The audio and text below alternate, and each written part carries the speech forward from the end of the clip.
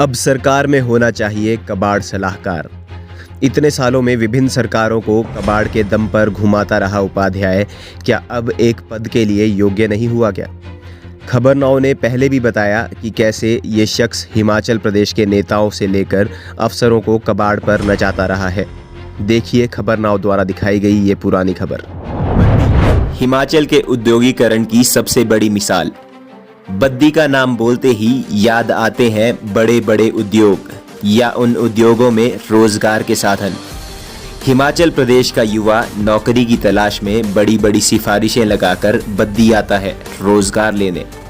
बड़ी मल्टीनेशनल कंपनियां यहां पर हैं और उन कंपनियों का कारोबार करोड़ों में है। अलग अलग तरह से रोजगार और व्यवसाय के स्रोत पैदा होते हैं इन उद्योगों से।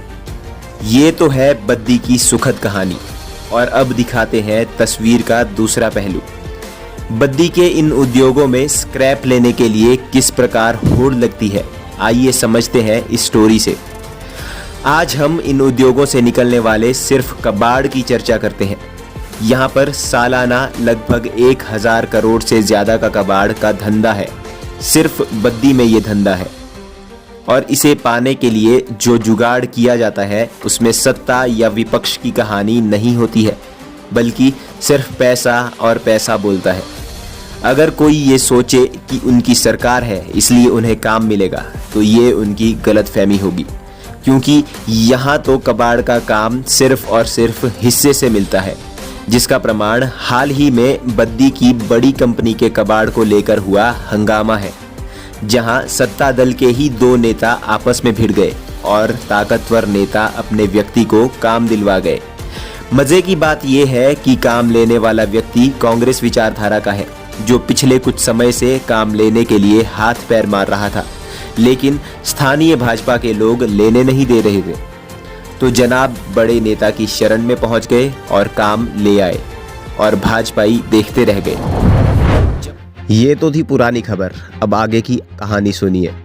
ये शख्स हिमाचल के नेताओं और अफसरों को तो कबाड़ पर नचाता रहा और आजकल ये व्यक्ति सत्तारूढ़ दल के नेता की पत्नी का कबाड़ सलाहकार बना हुआ है। तो आखिर क्यों नहीं दे देते इसे आधिकारिक पद? हिमाचल प्रदेश की सरकार में मंत्री से लेकर CPS तक ये कहते सुने जाते हैं कि प्रदेश के उद्योगों में 70% हिमाचल के युवाओं को रोजगार दिया जाएगा, पर एक बाहर से आया व्यक्ति हिमाचल के नेताओं को रोजगार दे रहा है।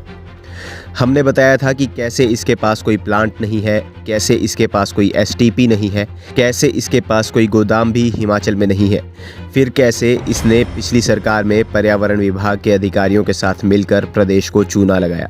इसका तब भी कुछ नहीं हुआ, अब तो सरकार ही उपाध्याय की है।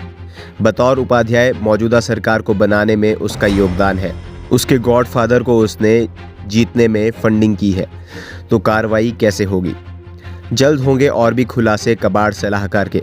देखते रहें खबरनाउ।